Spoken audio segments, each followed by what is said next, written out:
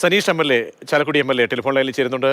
ശ്രീ സനീഷ്, ഇപ്പോൾ നേരത്തോട് നേരമാകാൻ പോവുകയാണ് ഈ സംഭവം. ഗുരുതര കുറ്റകൃത്യം, ബാങ്ക് കവർച്ച നടന്നിട്ട് ഇപ്പോൾ പോലീസ് പ്രതിയെ ഇതുവരെയും പോലീസിനെ പിടികൂടാൻ കഴിഞ്ഞിട്ടില്ല എന്നാണ് പറയുന്നത്. എന്തെങ്കിലും ഡീറ്റെയിൽസ്, പ്രതിയിലേക്ക് എത്താൻ പറ്റുന്ന മറ്റെന്തെങ്കിലും ലീഡ് നിങ്ങളുടെ അറിവിലുണ്ടോ? എന്താണ് അവിടുത്തെ സാഹചര്യങ്ങൾ?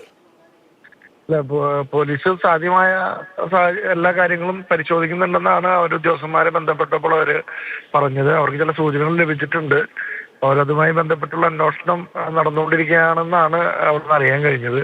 ബാക്കി കൂടുതലായിട്ടുള്ള കാര്യങ്ങളൊന്നും അന്വേഷണത്തിന്റെ പരിധിയിലായതുകൊണ്ട് വെളിപ്പെടുത്താൻ പറ്റുന്ന ഒരു സാഹചര്യമല്ല എന്നുള്ളതാണ്. അവർ എല്ലാ പരിധികളും അടച്ചുള്ള അന്വേഷണം നടത്തുന്നു എന്നാണ് അവരുടെ ഭാഗത്തു നിന്നുള്ള ഒരു വിശദീകരണം.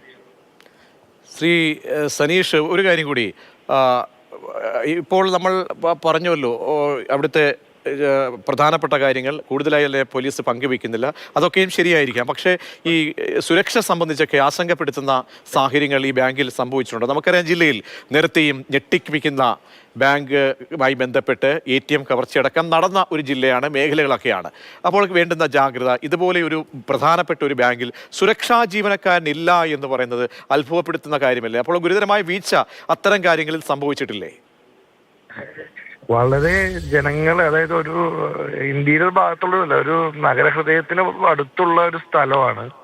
അവിടെ എപ്പോഴും ജനങ്ങൾ അങ്ങോട്ടും ഇങ്ങോട്ടും പാസ് ചെയ്യുകയും ചെയ്യുന്ന ഒരു സ്ഥലത്ത് സുരക്ഷ എന്ന് പറയുന്ന ഒരു സെക്യൂരിറ്റി ജീവനക്കാരന്റെ ഒരു അഭാവത്തെക്കാൾ ഉപരി ഇത്തരം പ്രതികൾക്ക് അല്ലെങ്കിൽ ഇത്തരം കുറ്റവാളികൾക്ക് ഇത് ചെയ്യാനുള്ള ഒരു ധൈര്യം നമ്മുടെ നാട്ടിൽ കിട്ടുന്നു എന്നുള്ളതാണ് ഏറ്റവും പ്രധാനപ്പെട്ട പ്രശ്നം. കാരണം ഇത് ഇങ്ങനെ ആവർത്തിച്ചാൽ ബാക്കിയുള്ള ആളുകളുടെ അവസ്ഥ എന്തായിരിക്കും?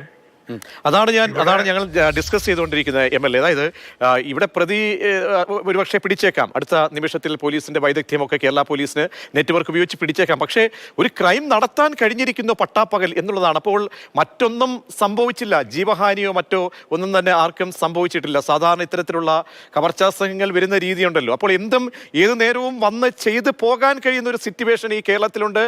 അങ്ങനെ ക്രമസമാധാന പ്രശ്നമായത് പോലും നമുക്ക് വിലയിരുത്താൻ കഴിയുന്ന ഒരു വല്ലാത്ത ഒരു സാഹചര്യമല്ലേ ഇത്? തീർച്ചയായിട്ടും അതാണ് ഞങ്ങളെയൊക്കെ ഭയപ്പെടുത്തുന്ന ഒരു പ്രധാനപ്പെട്ട ഒരു പ്രശ്നം. പോലീസ് കുറെ കൂടി കേരളത്തിലെ പോലീസിനെ കുറിച്ച്, അല്ലെങ്കിൽ കുറ്റവാളികൾക്ക് ഇത്തരത്തിൽ ഉള്ള സാഹചര്യങ്ങൾ അല്ലെങ്കിൽ എന്തും ചെയ്യാം എന്നുള്ള ധാരണയിൽ നിന്ന് മാറി കേരളത്തിലെ പോലീസ് സംവിധാനവും അത്തരത്തിൽ ഉള്ള നടപടികളാണ്. ഒരു കാലഘട്ടത്തിൽ പോലീസ് അങ്ങനെ ആയിരുന്നു. പക്ഷേ ഇന്ന് പലപ്പോഴും രാഷ്ട്രീയപരമായ ഇടപെടലുകൾ, ഗവൺമെന്റിന്റെ അത്തരത്തിലുള്ള സമീപനങ്ങളാണ് ഇത്തരത്തിൽ ഗുണ്ടകൾക്കും കൊള്ളക്കാർക്കും എന്തും ചെയ്യാം എന്നുള്ള രീതിയിലേക്ക് നമ്മുടെ നാട് പോകുന്നതിന്റെ ഏറ്റവും പ്രധാന പ്രശ്നം. അതിലാണ് മാറ്റം വരുത്തേണ്ടത്. കേരളത്തിലെ പോലീസ് സംവിധാനം കുറെ കൂടി പഴുതടച്ച രീതിയിൽ മുന്നോട്ട് പോകാൻ, കുറ്റവാളികൾക്ക് ഭയമുണ്ടാകുന്ന തരത്തിൽ ഉള്ളൊരു സാഹചര്യങ്ങൾ ഉണ്ടാകണം.